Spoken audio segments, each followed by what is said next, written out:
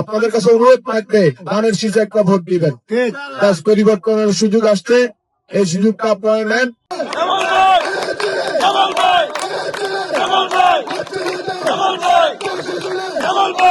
চট্টগ্রাম 10 সংসদীয় আসনের ধানের শীষের প্রার্থী সাইদ আল নোমানের সমর্থনে চট্টগ্রাম নগরীর হালিশহর বি ব্লকে এক উঠান বৈঠক অনুষ্ঠিত হয়েছে।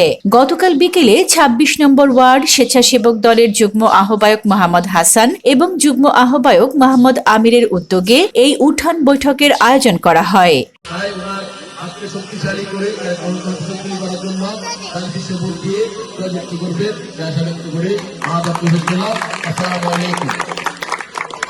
উঠান বৈঠকে প্রধান অতিথি হিসেবে উপস্থিত ছিলেন হালিশহর থানা যুবদলের সংগঠক মোহাম্মদ মনজুরুল কাদের শ্যামল। প্রধান বক্তা হিসেবে বক্তব্য রাখেন 26 নম্বর ওয়ার্ড স্বেচ্ছাসেবক দলের আহ্বায়ক রেজাউল করিম তারেক। অনুষ্ঠানে বিশেষ অতিথি হিসেবে উপস্থিত ছিলেন 26 নম্বর ওয়ার্ড স্বেচ্ছাসেবক দলের সদস্য সচিব মোহাম্মদ জাহেদ এবং হালিশহর থানা ছাত্র দলের যুগ্ম আহ্বায়ক নাজমুল হোসেন।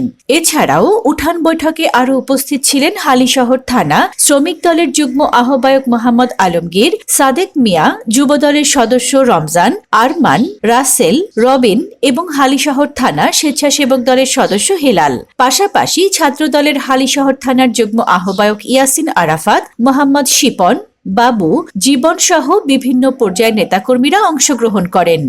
আপনাদের কাছে অনুরোধ করব, আপনারা ধানের শীষে ভোট দিবেন এবং যারা আপনাদের আত্মীয় স্বজন যারা বেশিরভাগ বারানীঘাট বা বিভিন্ন জায়গায় ছড়াই গেছে তাদেরকে বলবেন ভোট কেন্দ্রে আসার জন্য।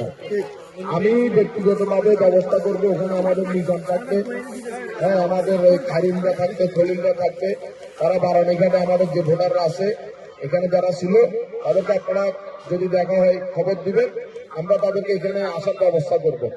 প্রয়োজন আমরা গাড়ি দিব, তারা এসে এখানে ভোট দিয়ে যাবে। আর কারো যদি ভোটার স্লিপ কোনো সমস্যা হয় আমার সাথে যোগাযোগ করলে আমি তাদের ভোটার স্লিপ আইডি কার্ডের নাম্বার দিয়ে আমি ভোটার স্লিপ বাইর করে দিব। এখানে কোনো ভয়ের কিছু নাই, এখানে কোনো শঙ্কার কিছু নেই। স্বৈরাচার পালাই গেছে, যারা জুলুম করছে নির্যাতন করছে তারা পালাই গেছে।